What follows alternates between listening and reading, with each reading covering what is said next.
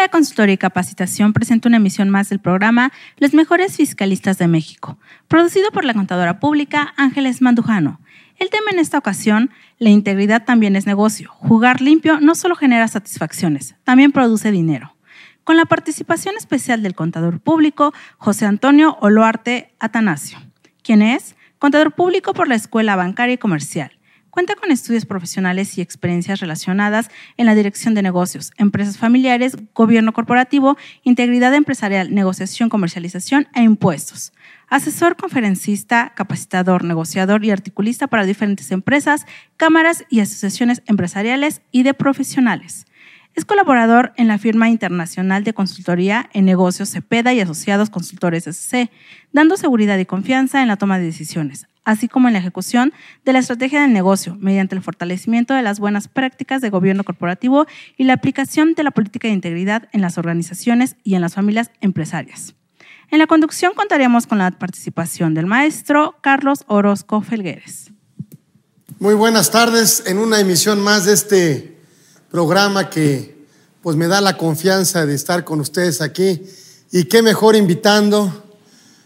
Hoy se nos ocurrió invitar al experto en estos temas que vamos a comentar, sobre todo en este tema de integridad. Entonces le doy la bienvenida a José Antonio Oluarte.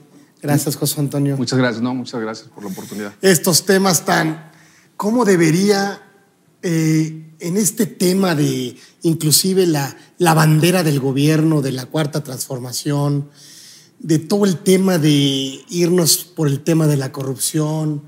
Hoy tenemos un tema en las empresas de un estricto cumplimiento fiscal, ¿no?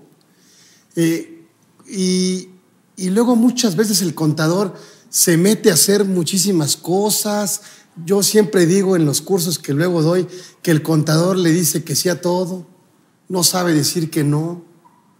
Hoy tenemos una ley de prevención del lavado y tenemos que ser de alguna manera expertos o expertices en recuperación de saldos a favor hoy, porque la autoridad prácticamente hoy tenemos que evolucionar un tema no solo de deducir con la factura, sino que materializar todos los actos jurídicos. ¿Cómo debería de conformarse una empresa en un tema estratégico? No solo en la parte del cumplimiento, sino romper ese paradigma de que pudiera haber un gobierno corporativo en una pequeña, mediana empresa, ¿sí? Ayúdanos con esos temas.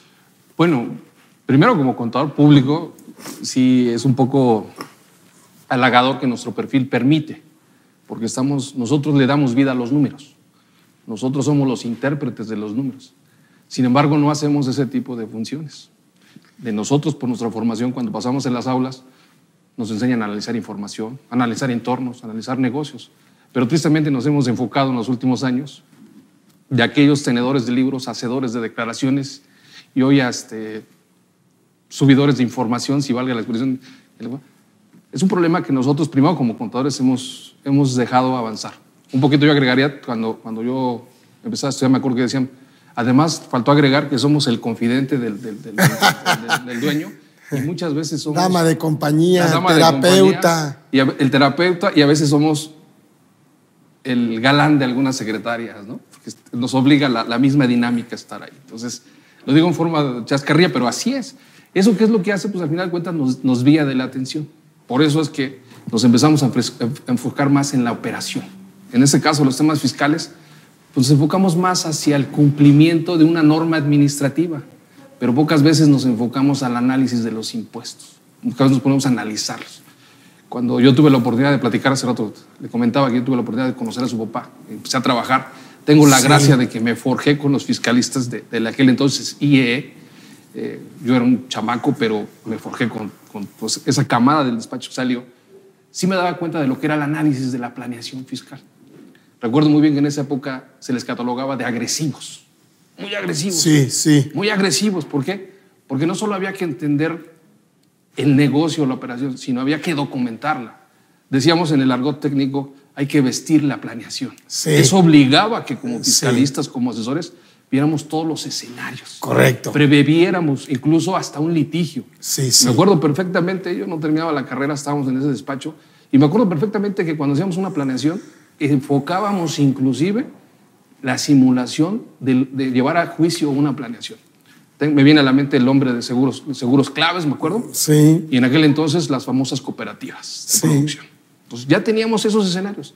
Nos obligaba a hacer una planeación y muchas veces la ganábamos. Pero la ganábamos porque estábamos nosotros preparados, no solamente en el conocimiento técnico, legal, sino en la operación del negocio. Decíamos, si Carlos es el hombre clave, entonces tenemos que demostrar que efectivamente es el hombre clave. Correcto. Y entonces a veces lo mandábamos a un curso para que se justificara y en esa justificación aprendía. ¿Qué pasó con el paso de los años? Que fuimos perdiendo esa situación de análisis. Y eso mismo sucede en los negocios. Empezamos a perder la visión del negocio como contadores. Y buscando más la estrategia primero, ¿no? Buscando más la operación. Exacto, la estrategia. exacto. Perdimos el rumbo de la estrategia. No ver el fiscal aislado del negocio, ¿no? No, forma parte de la estructura.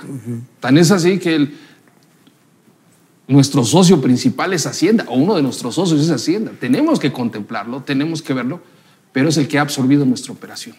Entonces hoy estamos más preocupados por quedar bien. Recuerdo muy bien que decíamos con Dolores, que quedar bien con los accionistas o con uno mismo. Nos hemos enfocado. ¿Qué ha pasado? Bueno, pues también entró de moda el gobierno corporativo precisamente por estos errores. El gobierno corporativo o las buenas prácticas de gobernanza empresarial, para un poco cambiar el tema del nombre, se dio precisamente porque empresas tan importantes como Enron, firmas de contadores de aquellos entonces, perdieron el rumbo de la estrategia y se centraron en la operación. Y eso trajo como consecuencia que empezara a haber reglas, cuando menos claras, de cómo debe comportarse todos los profesionales en el negocio.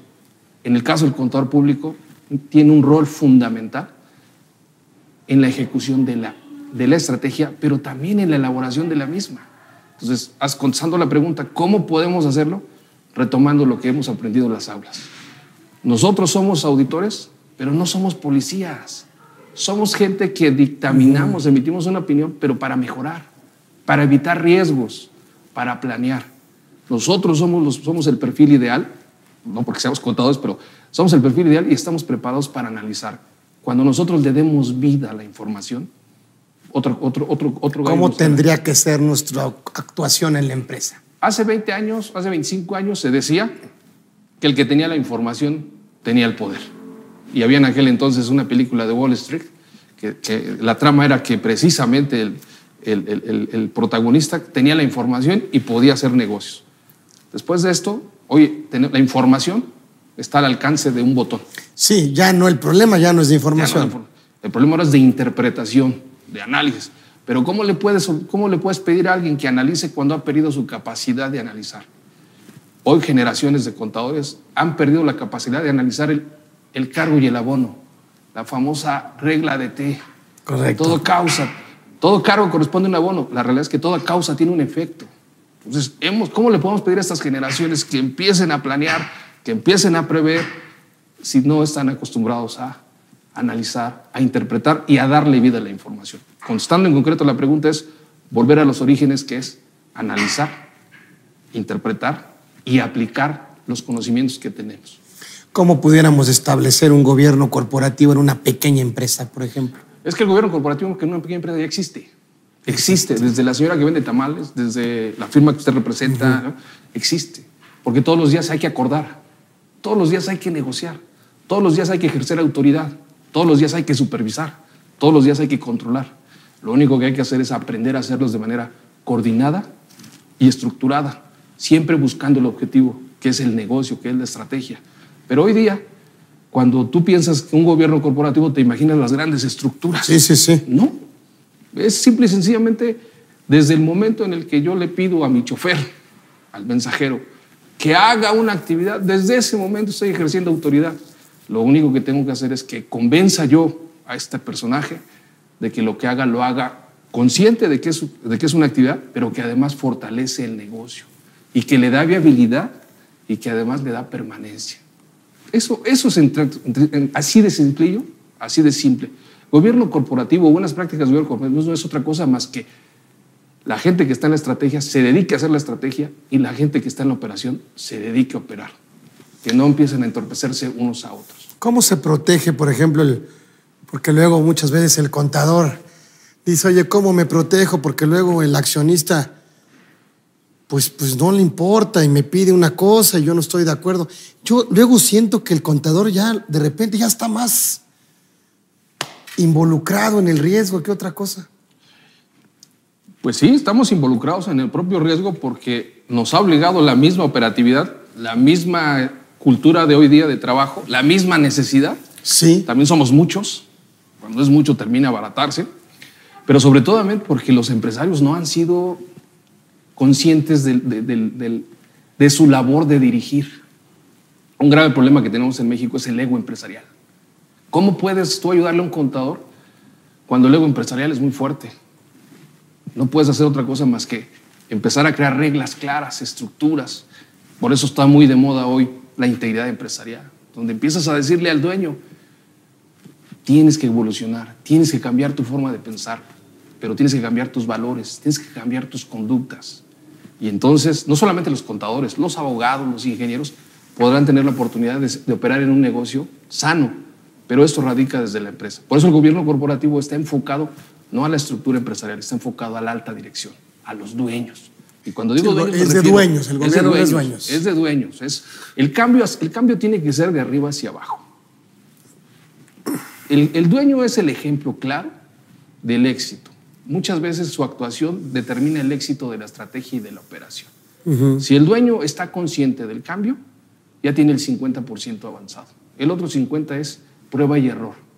Pero el 50% es que el dueño diga, sí quiero cambiar. Y cuando digo cambiar, es cambiar. ¿Cómo podemos nosotros como contadores o asesores ayudarlos a los dueños? Primero nosotros capacitándonos. Primero con entender y comprender que las buenas prácticas de gobernanza empresarial o ética empresarial no es una moda. No es un cumplimiento, no solo es cumplir requisitos normativos, sino que significa e implica la permanencia de los negocios, pero que también significa el desarrollo de una sociedad, el desarrollo de un país. Y no lo digo trillado, porque en la medida que nosotros veamos esa capacidad de análisis del negocio, entonces podemos nosotros influir en ese Muchas cambio. veces al contador pues, le da miedo porque dice, es que si no hago lo que el dueño quiere, me corren y yo necesito del trabajo. Le digo, y por eso te vas a corromper, por eso te vas a vender, por eso vas a hacer algo no ético. ¿Cómo pudiéramos darle esas herramientas al contador para decirle, pues ve documentando lo que vayas haciendo, ve haciendo reuniones donde pues a lo mejor algunas minutas de acuerdos, ve dándole al empresario un presupuesto donde haya un costo-beneficio? ¿Cómo empezar a profesionalizar la actuación del contador? Mira, no me cansaré de decir lo que es analizando la información. Nosotros somos los que conocemos la información y la podemos interpretar. Si solo nos basamos interpretando información desde el punto de vista financiero, no vamos a lograr el cambio. También de nuestra función podemos evaluar riesgos y podemos cuantificarlos. Podemos decir, oye, tu comportamiento te está dejando de ganar o te está costando más. Porque esa es la manera en la que atraemos la atención del empresario.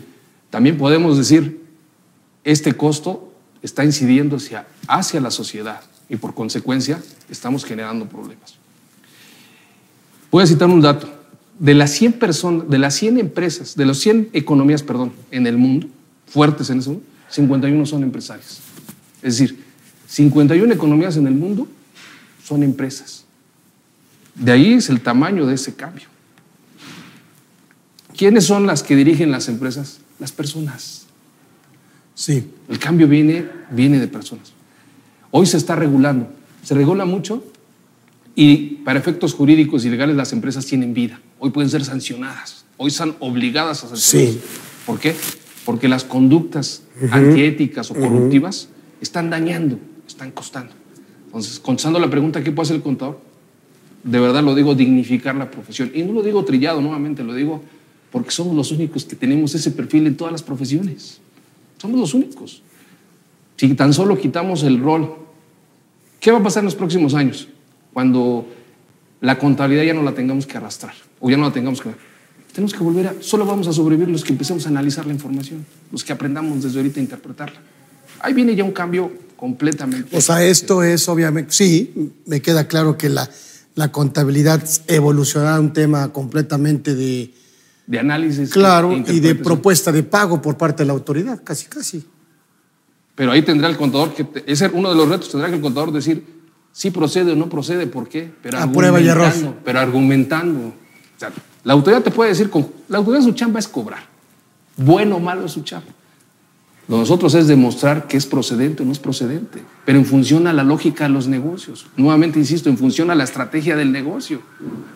Hoy todas las empresas nos podemos quejar de las malas prácticas fiscales, nos podemos quejar de la situación que no son justas las leyes, pero aún así las sorteamos. ¿Pero quiénes son las que las sortean? Pues las empresas que se dedican, las personas que se dedican a estudiar, a analizar, y dentro del marco ético, dentro del marco legal, empiezan a hacer propuestas, ya no llamemos agresivas, sino a propuestas de negocio. En Estados Unidos se ha determinado que no es malo la planeación fiscal, no es malo, es un deber y nadie te lo puede pedir. Lo malo es el sentido de la planeación fiscal. Tú te puedes equivocar cuando la planeación fiscal disminuye la base de impuestos. Te puedes equivocar en una estrategia porque así son los negocios, prueba y error. Pero cuando una planeación está destinada exclusivamente a defraudar, eso no tiene equivocación, eso tiene ya otro tamiz.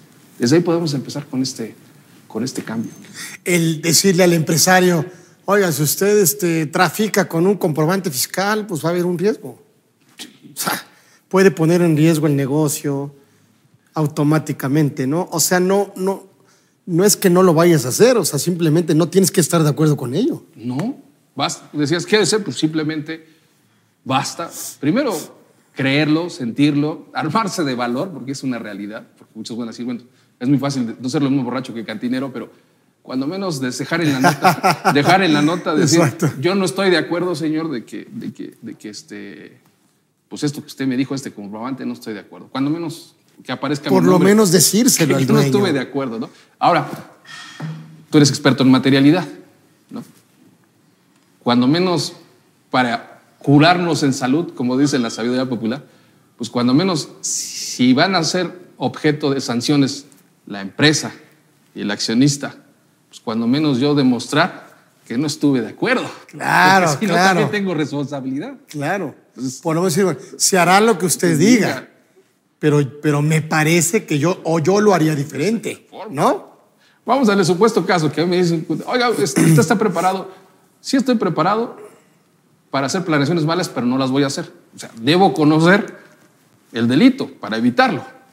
Vamos a suponer que a mí me dice alguien, oye, vamos a una planeación en base a este comprobante fiscal, que no tiene una operación lógica. Pues cuando menos yo tengo que curarme en salud, decir, oiga, yo aquí me opuse. Si el día de mañana procede que le aplican el 421 de responsabilidad penal a la empresa o le aplican a las responsabilidades administrativas a la persona física, pues cuando menos yo digo, algo ha de servir para el abogado cuando a mí me diga que también soy responsable como contador, de algo ha de servir decir, oiga, yo me opuse, ¿no? Será más valioso decirle al empresario, ¿cómo se sentirá el empresario cuando le digas, bueno, pues no estoy de acuerdo? Es que ya cuando que luego al contador le da miedo, o sea, no. Y le da miedo porque depende de ese ingreso, depende de esa chamba. Es subsistencia. Es subsistencia. Entonces yo digo, oye, es que tú lo dices muy fácil. No, espérame. O sea, ¿qué tenemos? O sea, yo creo que el empresario no es tonto. Entonces yo creo que le ayudará más un contador que le dice sus verdades, yo creo. Sí, mira. Yo recuerdo cuando empezaba, perdón, porque te veo y me recuerdo mucho a tu papá, pero recuerdo mucho cuando empezaba. En una ocasión nos contó una anécdota de que estaba haciendo una asesoría y le dijeron, oiga, contador, ¿y cómo ves? Estaban de moda apenas entrando los programas de computación. En Japón ya se hacían, aquí en México antes. Entonces nos contó esa anécdota y decía, me dijo un empresario que cómo veía yo que comprara yo un paquete de contabilidad y que yo capacitara a la secretaria para que trabajara ese paquete. Entonces dice, pues si quieres, pues contráteme mejor a mí como secretaria, ¿no? Sí. Sí, el problema es que el contador, como no sabe decir que no, de repente es el representante legal, de repente es el comisario, de repente es el oficial de cumplimiento para presentar los avisos en PLD, es el que lleva el apoderado, que para créditos, cobranzas, que para los cheques, para que los bancos, para todo, y de repente se empieza a llenar de tanta información que yo creo que cuántas veces me he dado cuenta que los contadores, el gran porcentaje de su tiempo lo dedican a cosas que no tienen que ver con su profesión. Bueno, hay justamente el problema no es del contador el problema es de la dirección. Ese ya es un problema, precisamente es donde entran las buenas prácticas de gobierno corporativo. Donde alguien le tiene que decir al empresario al oído y directo y con determinación, lo vas a ahogar, lo estás ahogando, lo estás desviando de su operación y eso por consecuencia lo que va a hacer es que tu negocio no funcione. O funcione a la mitad. Es un poco como tener un coche que no le has hecho la afinación y que pues, sí va a arrancar, pero no sabes cuándo. ¿Cuál sería el primer principio para establecer un gobierno corporativo en una pyme? El primero, y por mi experiencia, la voluntad del empresario. Okay. La voluntad. Y luego la decisión podríamos ser consensada, sí. O sea, establecer por lo menos un comité de dirección. Sí, eso lo haces. Seguramente tú consultas para a alguien. Que las decisiones no sean unipersonales. Sí, yo puedo apostar, yo no conozco tu estructura, pero estoy seguro que tú le consultas a alguien. Sí. A alguien. Sí. Y que no está dentro del negocio. Sí. Estoy seguro. Sí. Que así operamos los seres humanos. Bueno, pues ahí empezamos. Y que no tuviera gente externa, porque a lo mejor decir, pues me cuesta contratarlo, pero por ejemplo, si está el director general, el contador, el dueño, pues por lo menos juntar un consejo, un comité directivo, donde por lo menos las decisiones vayan se tomen de manera consensada, ¿no? Yo me iría un poco más atrás. A ver. Yo me iría a la que cuando menos una de las cosas es voluntad, la segunda es que le dé oportunidad de escuchar a sus subalternos. Ok. Yo me iría a eso. Y tercero, que los subalternos puedan libremente decir lo que piensan. Si se dan esas tres cosas, te puedo asegurar que tenemos el 70% ya construido. ¿Por qué? Porque el otro 30% es solo exclusivo ya del empresario. Cuando empieza a tener la madurez para que le digan, señor, o señora, considero que usted está equivocado en esto, considero que podríamos mejorar, podemos hacer. Una vez que eso ha pasado, en ese 30% la operación fluye, porque el que está operando se siente seguro de que puede avanzar y no se siente atemorizado. No solamente el contador, todos no se siente atemorizado de decir, bueno, ¿para qué trabajo? Si de todas formas me va a decir que no. O él va a tomar la decisión. Él va a tomar la decisión al final. ¿Para qué me desgasto? Es un ego muy importante de los empresarios. El rol fundamental del director de cualquier empresa es hacer que las cosas sucedan. Facilitar. El gerente, su chamba es dar resultados en función de un tercero. Y el que ejecuta su chamba es ejecutar. Entonces tú tienes que hacer como dueño, facilitarle al ejecutor su chamba, que no se preocupe. Si es el caso de la señora del que hace el aseo o el señor que hace el aseo, que no se preocupe si hay o no los instrumentos suficientes para hacerlos y que no se preocupe por su salario. El gerente lo único que tiene que hacer es estar supervisando.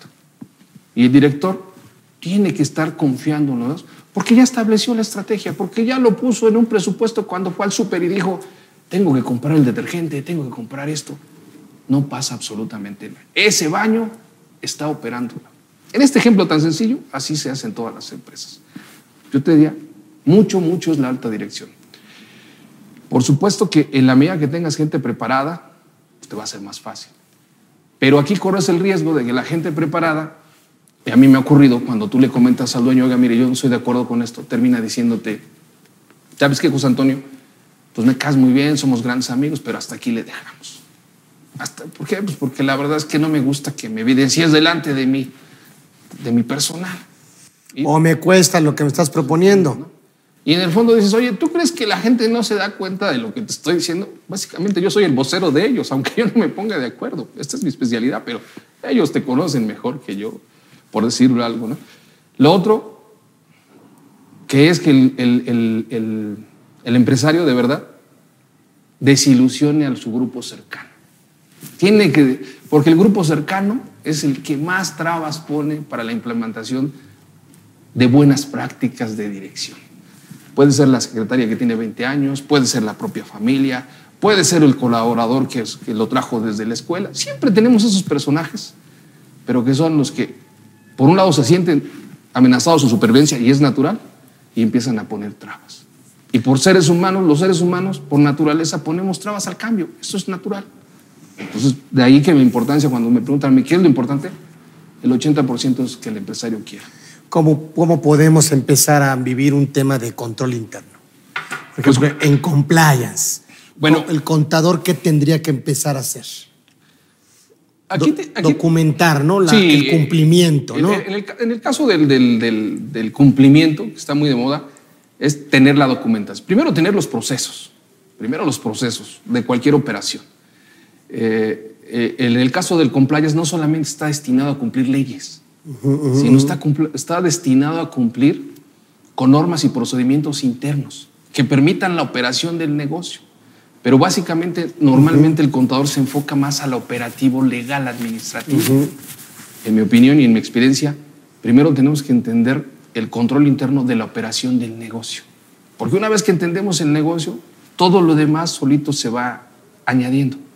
Cuando nosotros empezamos a la inversa, corremos el riesgo de que el negocio se adapte a estos criterios, a estas formas de pensar, y nos desviamos del objetivo principal de la estrategia. Y deja de ser negocio. Y deja de ser negocio. Y entonces es cuando el empresario te dice, no estoy de acuerdo. ¿Por qué? Porque tú me propusiste esto, pero me cuesta problemas para vender. ¿Por qué? Porque empezamos al revés. Primero son el control interno de la operación del negocio. Contestando la pregunta exclusiva del contador, pues el contador precisamente tiene que... Y además es el que conoce la operación del negocio. Y no solo lo conoce, no solo lo conoce de vida, sino lo conoce porque el empresario constantemente nos está diciendo, se queja con nosotros y al final nos da información. Vuelvo otra vez a la información, es valiosa con nosotros. Es mucho más valiosa y la puedes ir implementando. Segundo, que el contador decida si va a ser... Esa es una decisión que él tiene que tomar en esto de ayudar al cumplimiento o al gobierno corporativo. Si se va a enfocar exclusivamente en la parte legal, administrativa, que lo haga bien, cubriendo la materialidad, cubriendo contactos, contratos, facturas, soportando la operación. Pero eso es, digamos, legal. Si se va a meter a operación, se tiene que aprender a conocer el negocio. Y eso tiene que obligarlo precisamente a capacitarse en habilidades de dirección, de administración, de manejo de personas. El compliance es cumplimiento de personas, hecho por personas y para personas, que repercute en una empresa moral. Pero no es la empresa moral, son las personas las que están. Correcto. Entonces tiene que ser muy honesto el contador. Ya empezamos con normas de integridad. Tiene que ser muy honesto al decir, así es. Yo no le entro a la operación, pero soy bueno en lo legal, soy bueno en esto, voy a prever. Y hay quienes dicen, oye, mira, yo no me meto en eso, pero soy bueno operando. De ahí empieza la honestidad. Y el director o el dueño, simplemente decir, confío y hacer que las cosas sucedan, facilitándole a uno y al otro su trabajo. Eso es un gobierno corporativo así de sencillo, así de simple. Y empezamos a documentar procesos, empezamos a juntar operaciones, pero no llamamos al especialista para decir, oye, tú eres especialista en prevención de lavado de dinero o prevención de delitos. Pues sí, yo no te tengo que llamar, porque es como si estuviera yo aceptando que voy a cometer un delito. Yo te tengo que llamar a ti para que me ayudes a visualizar los riesgos, los posibles riesgos en los que yo puedo... Y evitarlos. Y evitarlos. Pero en ningún momento estoy mandando a traer, y lo digo con todo respeto a un abogado, que merecen todo mi respeto, pero yo no estoy mandando a traer un abogado penalista porque ya la propia señal está diciendo... Que ya cometí un error o que estoy a punto de cometerlo. Entonces, tiene que ser muy cuidadoso en ese sentido, desde mi punto de vista. Quiero pensar ¿qué tendría que hacer el contador con esto que me estás comentando? De entrada, sí conocer la operación del negocio, quiero pensar. Y si estamos en un tema fiscal, yo creo que hay que anticiparnos, ¿sí? Tratar de ver cómo va a terminar la empresa para efectos de resultado fiscal. O sea, me parece que la intervención del contador tendría que ser en varios ejes. El primero, aprender a proyectar, ¿no? Un resultado fiscal de la empresa. Oye, con estos ingresos, con estas deducciones, si yo sigo por un comportamiento normal de mercado, la empresa va a terminar con este resultado y por lo tanto tengo que ir tomando decisiones para llegar a eso. Pero es que lo hemos dejado de hacer. O sea, me parece que el contador tendría que hacer proyecciones de resultados, presupuestos, y hay otra cosa muy importante que a las empresas les sigue afectando, el tema de los inventarios. Por supuesto. O sea, el tema de saber este control de inventarios, que son líneas pues estratégicas hasta de liquidez, porque ahí tienes cuáles son los inventarios de lento movimiento, cuáles son los faltantes de inventarios, cuáles son las mermas, cuáles son los desperdicios, cuántas cuentas por cobrar voy a tener al final del año, cuántos gastos voy a tener que tener al final del año, cuál va a ser mi coeficiente de utilidad. Y esa anticipación me parece que tiene que ver con un tema de... No, mira, me da gusto y hasta me da alegría ver tus ojos porque justamente volvemos a los orígenes de la profesión. Porque claro. Faltó, vamos a meternos al tema fiscal, faltó en esto de los inventarios, siguiendo tu analogía, pues faltó conocer al cliente. Claro. O sea, si yo me pongo a analizar y digo, mire, el cliente A, el cliente B y el cliente C nos está vendiendo, estamos comprando. Eso forma componente inflacionario, si lo quieres ver desde el punto de vista de y si lo quieres ver desde el punto del lavado de dinero, que la premisa fundamental es conoce a tu cliente. Sí. Pero viene de la información de los inventarios, de las compras, del movimiento, de las ventas. Si quieres ver de compras, pues viene la parte de conoce al proveedor, también identifica, oye, no vaya a ser que no solo vaya a ser que te dé facturas falsas o que tenga problemas, a lo mejor no son facturas falsas, pero tiene problemas con Hacienda, por lo que gustes y mandes. Pero ¿sabes qué? Nos está vendiendo inventarios que no tenemos ni razón de ser para comprarlos y además no tenemos dónde embodegarlos. Pero a alguien se le ocurrió que había que comprar porque son deducciones. Entonces, insisto nuevamente, pensamos en la planeación desde el punto de vista de pagar un impuesto, pero no desde el punto de vista de la operación del negocio. Resumiendo, lo que tú acabas de decir es el control interno. Y lo digo de verdad, gobierno corporativo, integridad empresarial, pero primero es el negocio. Si tú conoces el negocio, empiezas a decir, vamos a operar de esta manera, los impuestos, claro que los vamos a ir planeando, pero también vamos anticipándonos a los riesgos. Hoy está muy de moda la evaluación de riesgos. La 4T está diciendo que hay que tener para PL, hay una propuesta ahorita para que los auditores hagamos evaluación de riesgos, pues no es otra cosa más que anticiparnos. Pero para evaluar un riesgo primero tenemos que prever. Sí. ¿Qué estamos haciendo? Conocer. Y conocer, ¿no? O sea, eso te da como pauta que estamos evolucionando. De entrada será más rentable que el contador que está en el cumplimiento de obligaciones empiece a desarrollar a sus proveedores. O sea, de entrada tendría que ver si los proveedores cuentan con elementos para entregar el bien o para prestar el servicio, o sea, elementos de existencia del acto jurídico. De entrada, tendríamos que revisar que cuentan con los activos, que cuentan con el personal, que cuentan con la infraestructura, de alguna manera con su información.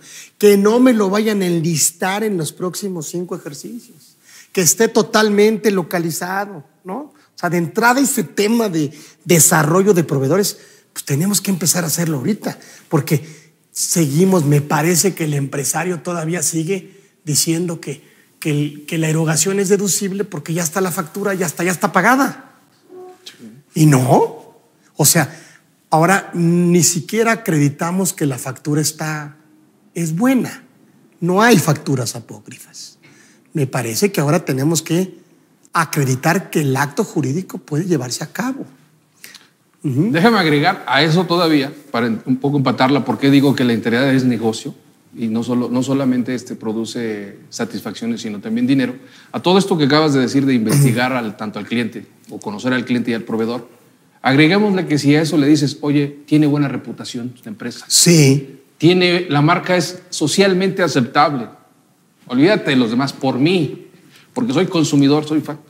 A eso estamos empezando a hacer negocios, porque estamos seguros de que si esta persona en el puesto cometió un error con el comprobante o está enlistado, nunca fue la intención hacer dolo. Y eso es fácil salir. Uno se puede equivocar, pero cuando no hay dolo, cuando no hay intención, se corrige. Pagas la sanción administrativa, recurres al abogado especialista, pero nunca lo hiciste con la intención de defraudar ni a ti mismo, ni a la sociedad, ni al fisco. Pero contrario, cuando tú lo haces como empresario, como contador, como profesionista, y dices, vamos a hacer este esquema, y entonces empiezas a planear para reducir $1 de impuestos. Así es. $1 de impuestos. Pero no te pones a ver que estás desviando la estrategia de negocios, no la cuantificas y no dices, oye, pues haber hecho esta estrategia de comprar esa factura, estos inventarios, pues no solo me costó un peso, me costó financieramente $3. Y luego me costó la adaptación de la operación, y luego me costó la materialidad, y luego me costó esto. Y cuando lo evalúas dices, gasté $8 contra el supuesto hubiera pagado $1. Y además hice algo que desde mi punto de vista es incorrecto y queda mala señal. Empecé a mandar el mensaje de que ser honesto no tiene precio. De entrada con el tema de la PTU, ¿no? O sea, porque el empresario por lo regular no quiere pagar PTU. Y entonces lo que hace es que, bueno, pues manda o contrata a la empresa de outsourcing, ¿sí? Y entonces la utilidad que va generando el negocio, pues realmente no la está repartiendo a la gente. O a lo mejor sí la reparte, ¿no? Pero no parejo, pues. O sea, la reporte como un tema de gratificación o como un tema de bono. Y esa manipulación de la participación, de la utilidad de los trabajadores, me parece que también ese mensaje, pues tendría que cambiar, ¿no? Mira, yo tengo un gran amigo, se llama Luis Gerardo Cepeda. Cuando empecé a trabajar con él, un día yo llegué como asesor, como todos los contadores, y le dije, oye, ¿por qué vas a indemnizar a este cuate que nos robó, que te hizo esto? Entonces él me dijo, y lo traigo como una bandera, no porque lo quiera canonizar, sino como una bandera de empresario, me dijo, mira, negro, esto es tema de moralidad. Me falló, sí, pero a mí me ayudó mucho. Cuando yo crecí, apostamos, y hoy somos lo que estamos. Esto para mí es, si yo quiero, no se lo doy. Y como está nuestro sistema y como yo soy experto, si quiero le pongo trabas hasta en el juicio y no le doy nada. Es más, hasta lo demando para que me pague. Entonces es un tema de moralidad. Se revierte. Entonces tú indemnizas a la gente porque quieres hacerlo, porque son tus valores, son tus principios, por tu gratitud, tu espiritualidad, lo que tú quieras. Eso es un asunto muy personal. Esto es igual con el outsourcing. Tú puedes decir, tengo un esquema porque me conviene operativamente, pero soy consciente de que tengo que darles algo a ellos. Sí, si no les beneficia, entonces el outsourcing desarraiga el capital humano. Sí. Entonces, y tú eres honesto cuando le dices al empleado, mira, en este país pagar impuestos es muy caro, pero te tengo que decir que pues te tengo que ayudar porque un día vas a envejecer. Y gracias a Dios, a mí a lo mejor no necesitaría el día de mañana, pero el seguro social lo necesitas. Entonces, desde ahí empieza la conciencia. ¿Y que te puede retirar? Que te puede retirar. Yo no sé si te alcance o no, pero cuando menos estoy seguro que vas a tener un pase para entrar al seguro social. Y eso, cuando tienes 60, y sobre todo en este país que estamos envejeciendo, no tienes idea cómo se va a valorar. Cuando nosotros empezábamos con las planeaciones fiscales, me acuerdo muy bien, decíamos, ¿qué es mejor ahorita? Tener $5 en el bolsillo a cambio de estas planeaciones donde reducimos el impuesto sobre la renta que pagas como trabajador, el IMSS, o tu pensión. Cuando yo era joven, en ese entonces decía, no, pues la lana aquí. Hoy que me estoy acercando a las pensiones, digo, híjole. Era mejor ahorrar. Era mejor ahorrar. Sí. Pero obviamente el empresario el fiscalista, nosotros que lo hicimos, y el empresario no pensamos en ese futuro, no vimos el riesgo de que íbamos a...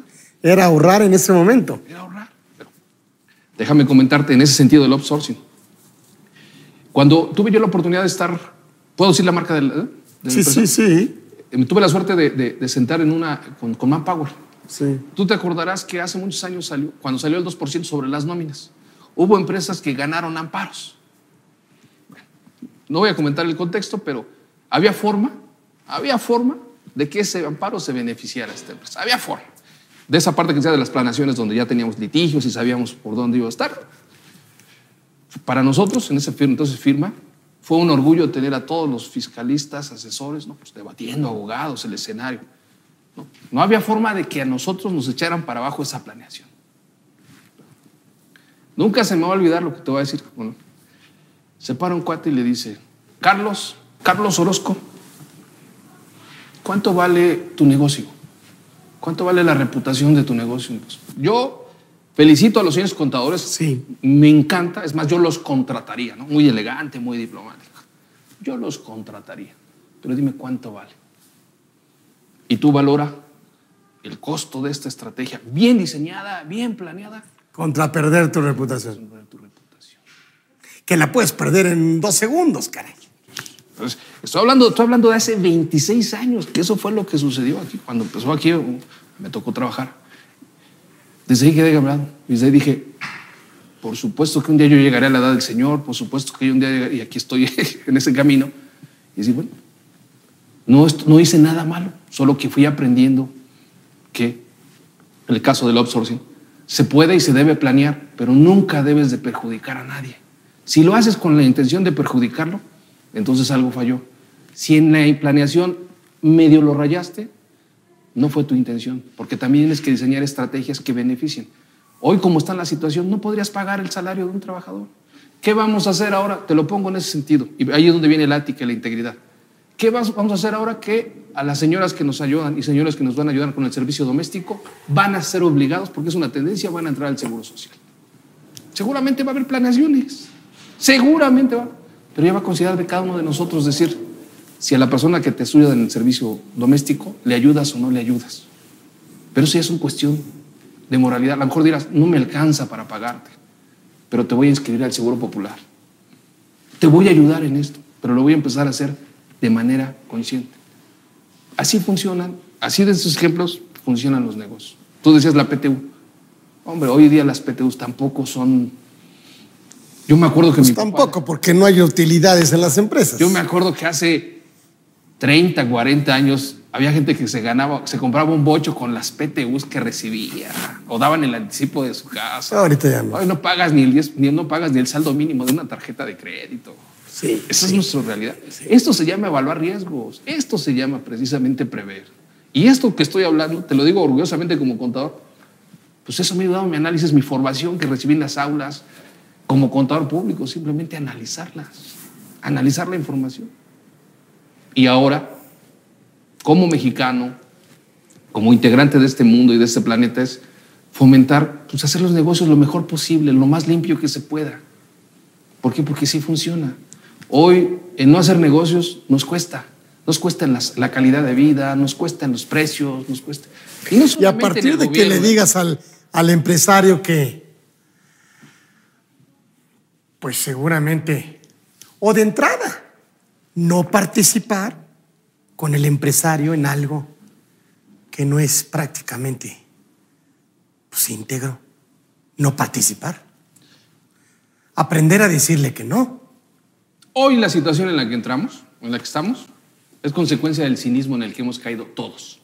Todos. No se trata de que unos más, unos menos, todos. Hoy tenemos el error de pensar que la corrupción se da solamente en el gobierno. Así es. La corrupción se da hasta en particulares. Sí. Desde el momento que nos ponemos de acuerdo para decirte, oye, yo te vendo estas tapas, a lo mejor no me vas a dar lana, pero pues te invito a un viaje a ti y a tu familia y favoréceme con el contrato. Eso es un acto de corrupción. ¿Cómo repercute? Pues que tarde o temprano el analista financiero dice, oye, pagamos 5 pesos, pues increméntaselo al costo de la botella. ¿Quién lo paga? Pues el propio consumidor. Así de simple es la corrupción. Entonces, tenemos muy de moda el tema de corrupción, pero la corrupción en los negocios tampoco permite el florecimiento de los buenos empresarios. ¿Cómo lo ligamos esto, el contador, a los impuestos? Simplemente... ¿Cómo lo ligamos? ¿Cómo lo ligamos? Simplemente poner nuestro granito y hacer las cosas correctas hoy día. Porque tenemos que ponerle ya un alto. Yo te decía hace un rato, 51 de las economías en el mundo son empresas. Las más grandes en el mundo son empresas. El papel del empresariado es fundamental para corregir estas conductas de corrupción en los negocios. Pero también es del hogar, también es de las iglesias, también es del gobierno. Al final de cuentas, tú y yo somos ciudadanos. Yo tenía un cliente que decía que tenía un contador, la verdad, no se preparaba, era un riesgo que tenía la empresa. Le dice, ¿y por qué no lo quitas? Dice, pues es que sabe demasiado. O sea, no lo quitas porque es cómplice tuyo. Sí, pues porque es cómplice, yo no lo quito. Ahí es justamente donde las prácticas, de a donde viene ya un poco el tema de las buenas prácticas de gobierno corporativo, te dice, oye, en determinado tiempo cambia de auditores, cambia de asesores, cada 5, cada 6 años, para diluir el riesgo. A ver, dame algunas sugerencias y quiero pensar. Establecer un comité de decisiones. No puede ser un consejo de administración o un comité ejecutivo, ¿no? Hablemos de algo más sencillo. Más sencillo. Un grupo de 2 personas que se reúnen. Un grupo de 2 personas que empiezan a compartir qué decisión, o sea, que la decisión no sea unipersonal. Unipersonal. Eso. Nada más. Y no porque sea malo, sino porque somos seres humanos. Porque somos seres humanos. Corremos el riesgo de equivocarnos, también entran las emociones. ¿Qué otra recomendación tendríamos que hacer? Documentar, por ejemplo, el cumplimiento de obligaciones. Documentar primero los procesos. Los procesos, vamos a documentar los procesos. Y cuando uno habla de documentar procesos, no se refiere uno a que haga las 5 reglas básicas de... A ver. Dime cuáles son los pasos para abrir esta botella. Sí. Las más sencillas, no necesito que me digas y la mano derecha y la mano izquierda hace esto, no. Documentarlo, es un flujo de operación. Lo elemental, lo elemental. ¿En las áreas más importantes del negocio? No, en todas. En todas. En el área de compras, en el área de ventas, en el área de producción. Ventas, en el área de producción. Documentar el procedimiento. Déjame, yo he aprendido o trato de no utilizar términos muy sofisticados porque hoy confunden. Simplemente trato de decir, ponme en papel las reglas de tu negocio. Ok. Simplemente para que cuando se vaya alguien sepa cuáles son las reglas de esta área o del negocio. Cuando se y ahí es el manual operativo. Es el manual operativo. Ok. Pero estamos muy acostumbrados ponme con lápiz y papel las reglas de esta área. Las 5 importantes. No me pongas 60, 70. Por ejemplo, vamos al área fiscal, que es lo que más o menos... pues presentar declaraciones mensuales, definitivas, los días tal. Ya está, ¿no? Es fundamental. O sea, hacer un calendario de cumplimiento de obligaciones de manera mensual. Sí, pero eso, por ejemplo, no te puedes pasar. Eso es fundamental. Sí. 2. Hacer revisiones, por ejemplo, cruzadas con otro colaborador, porque tú te puedes equivocar en un cálculo y decir, a ver, revísame de manera cruzada y yo te reviso a ti. Sí. ¿No? Por ejemplo, cuando es muy común que el contador, aunque conocemos, no manejamos la tesorería, siempre, pero no nos metemos a eso. Entonces, cuando dice, oye, ¿por qué no me dijiste que nos llegó un depósito? Es que lo tenía Juanita. Así y es. como usted confía más en Juanita, 2, cruza la información. O sea, cuando menos cerciórate de que si te dijeron que entró 100 pesos, cuando menos... Documentar todo con acuse de recibo, ¿no? Así, acuse de recibo. 3... O ponte o propón, pero déjalo por escrito, como contador. Eso, déjalo por escrito. O sea, oye, no estoy de acuerdo. Se va a llevar a cabo esta estrategia para, ¿no? Pero, está de acuerdo, que lo firme tu jefe, ¿no? Más de enterado. Y si me permite, siendo un poquito más, explica el por qué te opones o por qué sí. O sea, dale el sentido a tu opinión. Inclusive dale hasta un nivel de riesgo, ¿no? Esta estrategia tiene un nivel de riesgo de 7, de 6, de 5, ¿no? Y sobre todo lo que nos han enseñado más, yo lo dejaría ahí, es así elemental. ¿Con eso tienes? Cuantifica el riesgo. Cuantifica el riesgo. ¿Qué pasaría si la autoridad llegara y rechazara esta deducibilidad? ¿Cuánto me costaría entre actualizaciones y recargos y multas? O entre abogados. ¿Sí? Correcto. Dejarlo por escrito. O sea, presupuestar la estrategia. Así es. Correcto. Y si te das cuenta, ya hiciste un análisis de riesgo en ese tema. Sencillo, ¿no? Ya. Pero vuelvo y repito, todo lo estamos viendo desde el punto de vista del negocio. Si yo me sentara a decirte, no, vamos a ver la operación, hacemos panfletotes, hacemos carpetotas. Por eso también los pequeños empresarios dicen, pues, ¿cómo le entro a gobierno corporativo cuando me hablas de un ISO, cuando me hablas... Sí. No, empecemos con lo básico, documentemos tus reglas. Vete las reglas de cada área, órale. Dime qué hay que hacer cuando se va la secretaria de la recepción. 3 cosas fundamentales. Es lo que haces, ¿no? Sí. Oye, no llegó la secretaria. Tráela, siéntate. Haces esto, y con eso ya opera. Mientras viene el otro. Eso es documentar un proceso. Con lo más... Después ya entran los especialistas internos. Dicen, mira, yo te recomiendo que hagas esto y te recomiendo... Y después entran los profesionales y entonces ya institucionalizas la operación de la empresa. ¿Qué es lo que luego el contador le da frío? Porque dice, yo me siento estrictamente indispensable y por mí no pasa nada más que yo hago así las cosas y luego el mismo contador es el enemigo de la profesionalización. Sí, pero también no hay que perder que es el reflejo del dueño. Claro, es el reflejo del dueño. No es... Porque el día que el contador se vaya, pues deja ahí un cuellote de botella. Sí, ahora, también nosotros tenemos que entender que me van a llover críticas, pero somos responsables de esa mala imagen. Sí, claro. Nosotros, porque tú dime si a un abogado lo trata, abogado interno, tú dime si alguien lo trata igual que a nosotros, el mismo dueño, ¿no? ¿Por qué? Porque el dueño ve en el abogado, y lo digo muy respetuosamente, en el que lo puede defender de cierta conducta. Y en el contador no. Y en el contador no. Pero nosotros podemos decir, oiga, antes de que entre el abogado yo puedo entrar para evitar. Y si llegase a entrar este abogado... En la parte preventiva. Y si entra este abogado, pues yo le doy los elementos suficientes para que pueda estudiar. Tú eres perito contable. Te ha tocado a ti casi litigar a nombre del abogado. Sí, pero claro. No eres el que representas. Claro. ¿No? Así sucede. Entonces, de entrada, inclusive, desarrollar el procedimiento de cumplimiento del área. El cumplimiento del área. Eso me gustó, lo voy a anotar. No, así es. El procedimiento del cumplimiento del área específica. El área de compras, el área de cuentas por pagar, el área de fiscal, el área contable. A ver, dame el procedimiento de lo que hay que hacer. Mira, voy a ir a algo básico, ya que me estás orillando a entrar hacia los contadores. No quiero... Cuando tú le preguntas a un contador, dame tu catálogo de cuentas. Lo digo muy respetuoso. Es el que está el sistema, el que tiene. Luego le dices, dame tu guía contabilizadora. Se enojan, se molestan. Cuando la guía contabilizadora es el reflejo del registro de la operación del negocio, porque dice dónde se debe clasificar cada operación que hace el negocio. Entonces, si eso el contador se lo sabe de memoria, domina el negocio. Nada más le faltaría operar, pero ya sabe qué entra en caja, qué entra en bancos, qué entra en inventarios, qué entra en clientes. Entonces, solo con esas dos cosas tienes soportado para cualquier efecto financiero, operativo, fiscal, penal, con esos dos conceptos, tu catálogo de cuentas y tu guía contabilizadora. Pero si se lo dices a un contador, se siente ofendido. Hoy me ha pasado en esa situación.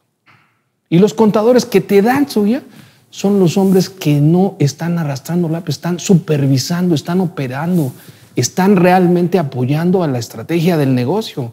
Porque terminan diciendo, ese registro contable no va ahí. Y terminan levantando la mano. Alerta, hicimos una compra, hicimos esto, hicimos el otro. Lo identificamos. De entrada es conocer la estrategia del negocio. Sí, claro. Yo sostengo que mientras la estrategia de los negocios no esté soportada gobierno corporativo, política de integridad, no vas a avanzar, no vas a trascender.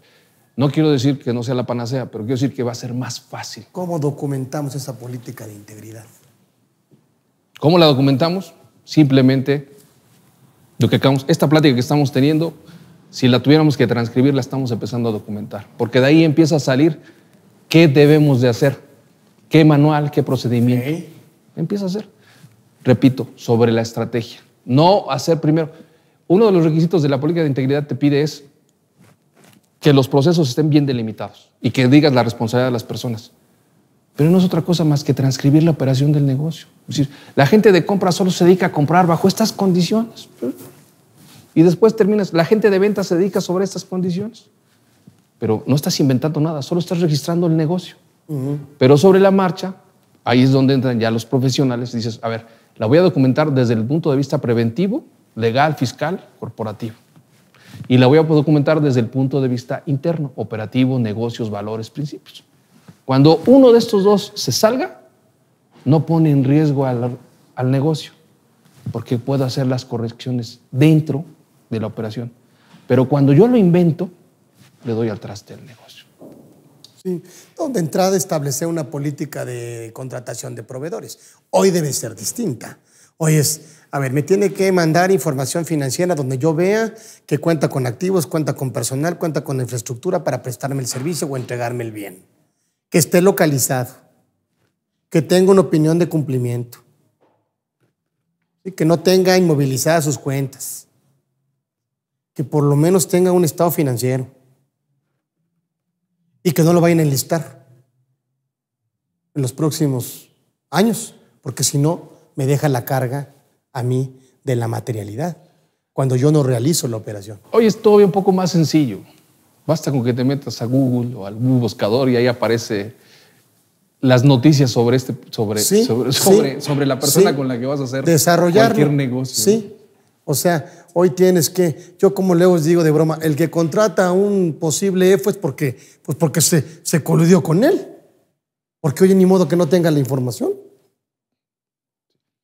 Hoy puedo checar perfectamente en el SAT. Sí, pero también los medios hoy te dan pauta. Por ejemplo, tu cuenta de Twitter. Ves de alguna manera los comentarios que le hacen. Eso ya de entrada es medir riesgos, evaluar, es decir... Las redes sociales. Las redes sociales. Dices, oye, es que este es así asado. Bueno, si de 10 personas que tiene, 8 opinan contrario, pues algo. Si 10 personas, 1 o 2 medio opinan, pues no hay que ponerse problemas, ¿no? Ya la forma de debida diligencia... La forma de documentarlo es otra cosa, pero yo creo que sí, como dices tú, yo creo que sí sabes con quién te estás metiendo. Pues sí se sabe, ¿no? Es un poco en la parte de la prevención del lavado de dinero, ¿no? La autoridad le pone la carga a los empresarios y al contador cuando sabes de efectivamente dónde está. Y el blanqueo de capitales se hace en el sistema financiero, no se hace por favor, en la economía informal. Claro. Digo, se mueven cantidades de dinero en lo informal, pero no se hace eso. Imagínate ir aquí al centro y... Sí, una cosa es la evasión fiscal y otra cosa es el blanqueo de capitales. ¿No? O sea, tienes el caso de HSBC, fue multado precisamente por un caso mexicano de lavado de dinero y salió absuelto. Sabes perfectamente. Claro, entiendo que hay que poner reglas. No estoy diciendo con esto que... Sí, hay que ponerle topecitos, hay que ponerle para que no pases tan ligerito. Pero hay que tener cuidado, ¿no? Un poco en el caso del lavado de dinero en México. Ya de entrada, muchas de las preguntas que tú me haces y que me han hecho unas personas me dicen, el tema del lavado de dinero es, ¿quién lo tiene que manejar? ¿La Procuraduría General de la República o el SAT? Pues hoy lo maneja la Unidad de Inteligencia Financiera. ¿De quién depende? De la Secretaría de Hacienda. Así es. Entonces, por lógica y como estamos, es una cultura de recaudación. Sí. Entonces, cuando es un tema de seguridad nacional, entonces ya de entrada estamos mal en el diseño. Y no quiero debatirlo con nadie, pero ya de entrada el mensaje que das es decir, oye, no vas ni a controlar una actividad delictiva o una conducta errónea, vas a hacer recaudación. Por eso estamos muy preocupados en hacer este tipo de documentación, porque ni siquiera nos preocupa la recuperación del dinero, nos preocupa la multa. Sí, la sanción. La sanción. Entonces, si por el contrario estuviera manejado por las autoridades judiciales, estaríamos más preocupados por la integridad y por el negocio. Que bueno, aparentemente ahorita en marzo se van a presentar las reglas para la autorregulación, o sea, es como una amnistía. En decir, bueno, no te voy a multar para atrás, siempre y cuando a partir de ahora me presentes en tiempo y forma.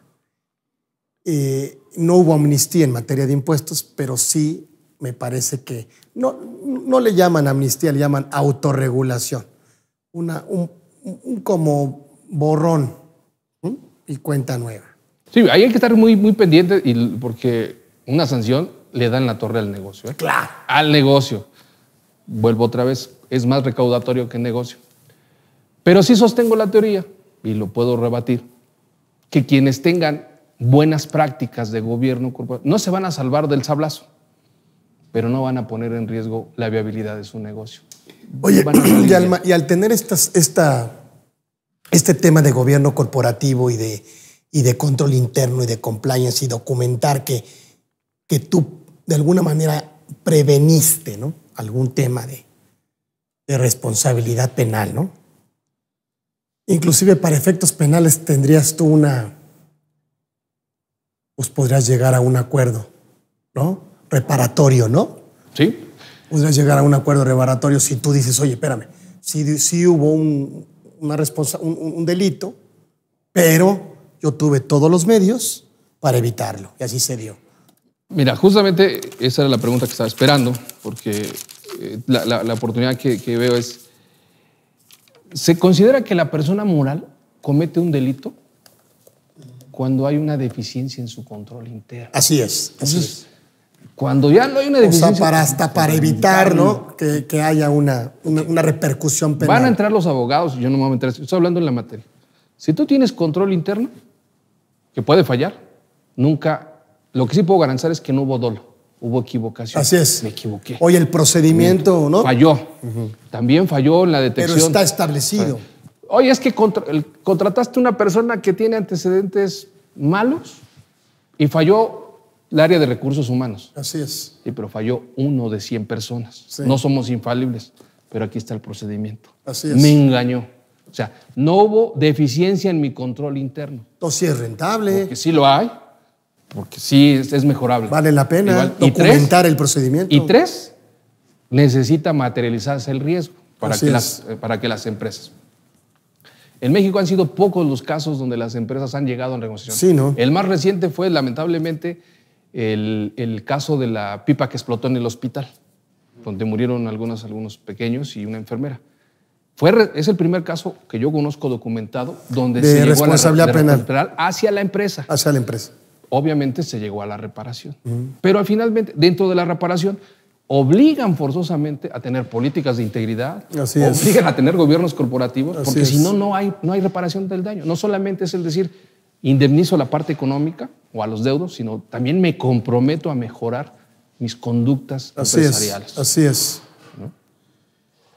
Híjole, José Antonio, pues está muy interesante esto, pero bueno, pues como siempre nos come el tiempo. Entonces, pues yo quisiera agradecerte, ¿sí? Y ya nos veremos más en otra emisión de este programa. Yo, por supuesto, agradecer a GBA que me permitan conducir y a ti que hayas dado el tiempo de venir aquí con nosotros, mi querido José Antonio. No, yo honrado, verdad, muchas gracias. La verdad, te vamos a entregar un pequeño reconocimiento, pues es nomás para Para la colección. Para la colección. Muchísimas gracias y nos despedimos de ustedes en una emisión más de este programa de los mejores fiscalistas de México. Muchísimas gracias.